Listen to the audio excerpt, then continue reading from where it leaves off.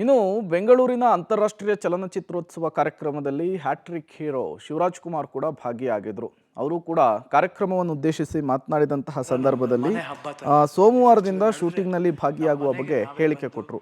Surgery ಬಳಿಕ ಮೊದಲ ಬಾರಿಗೆ ಶಿವಣ್ಣ ಶೂಟಿಂಗ್ನಲ್ಲಿ ಭಾಗಿಯಾಗ್ತಿದ್ದಾರೆ. ಹೆಸರಿಡದ 131ನೇ ಸಿನಿಮಾದ ಶೂಟಿಂಗ್ನಲ್ಲಿ 2 ದಿನ ಭಾಗಿಯಾಗ್ತಿದ್ದಾರೆ. ನಂತರ ಮಾರ್ಚ್ 5, 6, 7 ಹಾಗೂ 8ರಂದು 4 ದಿನಗಳ ಕಾಲ ಹೈದರಾಬಾದ್ನಲ್ಲಿ ರಾಮ್ ಚರಣ್ ಚಿತ್ರದಲ್ಲಿ ಆಕ್ಟ್ ಮಾಡ್ತಾ ಇದ್ದಾರೆ. ಸರ್ಜರಿಯ ನಂತರ ಸಂಪೂರ್ಣ ಗುಣಮುಖರಾಗಿರುವ ಶಿವಣ್ಣ ಸಾಲು ಸಾಲು ಸಿನಿಮಾದಲ್ಲಿ ಬ್ಯುಸಿ ಆಗ್ತಿದ್ದಾರೆ. ಇದಾದ ಬಳಿಕ ರಜನಿಕಾಂತ್ ನಟನೆಯ ಜೈಲರ್ 2, ಧ್ರುವ ಸರ್ಜಾ ನಟನೆಯ KD ಸಿನಿಮಾದಲ್ಲೂ ಕೂಡ ವಿಶೇಷ ಪಾತ್ರದಲ್ಲಿ ಶಿವಣ್ಣ ನಟಿಸಲಿದ್ದು, ಆ ಬಗ್ಗೆ ಅಪ್ಡೇಟ್ ಸದ್ಯದರಲ್ಲಿಯೇ ಹೊರಬೀಳಲಿದೆ. ಕನ್ನಡ ಸಿನಿಮಾ ಎಷ್ಟು ಮಟ್ಟಿಗೆ ಇದೊಂಥರ ನಮ್ದು ಮನೆ ಹಬ್ಬ ಥರ.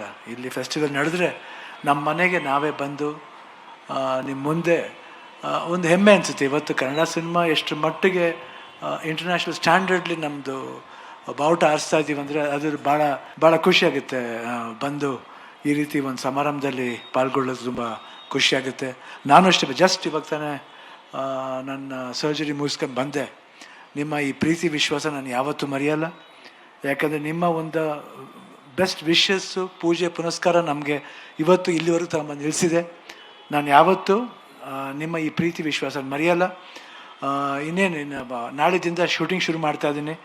ತಮ್ಮೆಲ್ಲರ ಸಹಕಾರ ವಿಶ್ವಾಸ ಹೆಂಗಿತ್ತು ಅದೇ ಥರ ಆ ಸಹಕಾರ ಇರುತ್ತೆ ಅಂತ ಭಾವಿಸ್ತೀನಿ.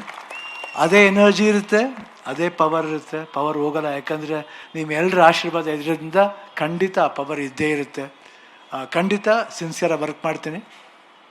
ಏನಿವತ್ತು ಸರ್ವ ಜನಾಂಗದ ಶಾಂತಿಯ ತೋಟ ಅಂತ ಒಂದು ಥೀಮ್ ಮಾಡಿದ್ದಾರೆ, ಅದು ಭಾಳ ಅರ್ಥಪೂರ್ಣ ಅಂತ ನಾನು ಭಾವಿಸ್ತೀನಿ.